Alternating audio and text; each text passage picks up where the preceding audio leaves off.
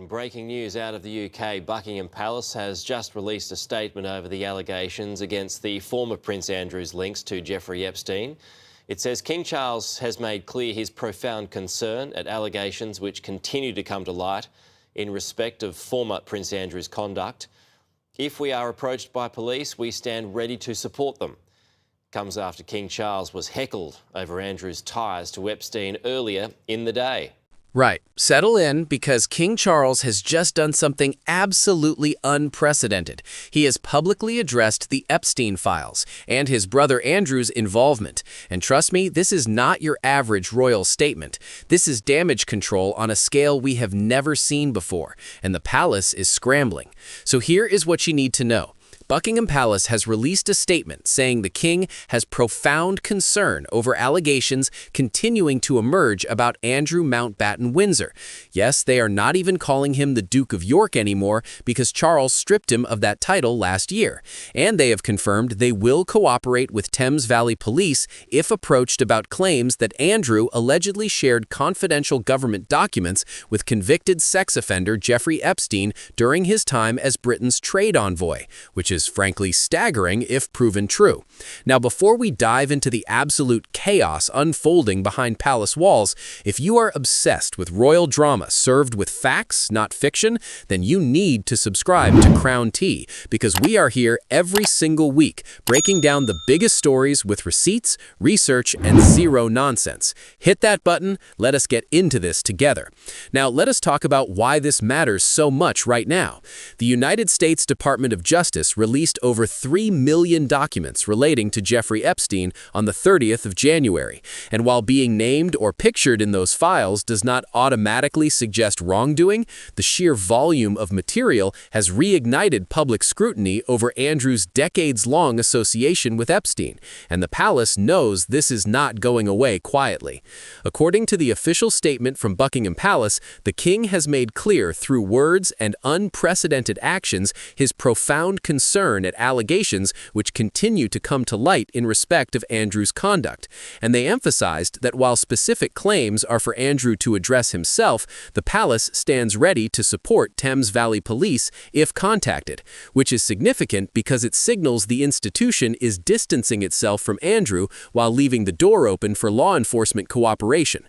Their Majesty's thoughts and sympathies, the statement says, have been and remain with the victims of any and all forms of abuse, which is the closest thing to a public acknowledgement we have seen from Charles about the gravity of this situation. But here's where it gets even more intense. The Prince and Princess of Wales, William and Catherine, broke their silence on Monday, the 9th of February, with Kensington Palace confirming they have been deeply concerned by the continued revelations and that their thoughts remain focused on the victims. And according to sources reported by ITV News, William and Catherine reportedly supported the king's decision to strip Andrew of his Prince and Duke of York titles and his HRH style, which tells you everything about how the younger generation of royals view this crisis. Now, let us rewind and establish the timeline of events, because context is everything here. Andrew has been embroiled in controversy since his connection to Jeffrey Epstein, a convicted sex offender who died in prison in 2019, became public knowledge years ago.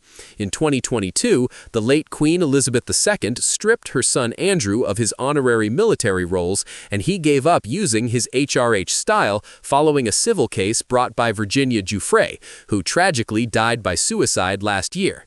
Giuffre alleged she was forced to have sex with Andrew on 3 occasions, including when she was 17 years old and during an orgy after being trafficked by Epstein, allegations Andrew has always denied. Despite previously insisting he had never met Giuffre, Andrew paid millions to settle the civil case in 2022 with no admission of liability.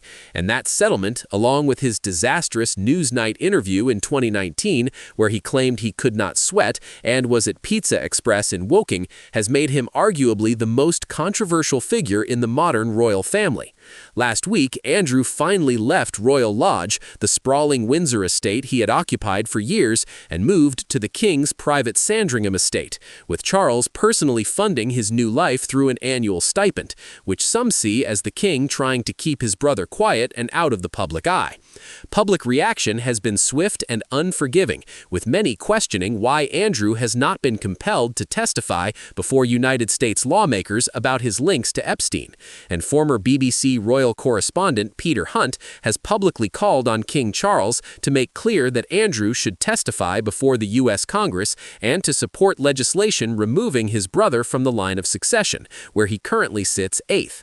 Hunt told the Press Association that the royals are rattled, and rightly so, criticizing the statement from William and Catherine as containing warm words but no hard action, and he warned that if Charles does not act decisively, his reign could be remembered as one where the British monarchy failed to properly support Epstein's victims, which is a damning assessment, and one that will resonate with a public increasingly demanding accountability from institutions. The palace is walking an incredibly fine line here. They need to appear compassionate and cooperative without admitting institutional failure, and they need to distance the monarchy from Andrew without completely severing family ties, which is why this statement from Charles is so carefully worded. So why does this matter beyond the headlines? Because this is about more than one man's alleged misconduct. This is about whether the British monarchy can survive in an era of transparency and accountability, whether an institution built on tradition and discretion can adapt to a world where victims demand justice and the public demands answers, and whether King Charles, who has spent his entire life preparing for this role, can protect the crown while doing what is morally right. The Epstein files have exposed uncomfortable truths about power, privilege, and complicity across industries and continents, and the royal family is not immune to that reckoning. What happens next will define not just Andrew's legacy, but Charles's reign and the future credibility of the monarchy itself. This situation is still developing. Investigations are ongoing, and we must remember that allegations are not convictions. But the court of public opinion has already delivered its verdict, and the palace knows it. Stay informed, stay critical, and remember that behind every headline are real victims whose voices deserve to be heard. And that is the T.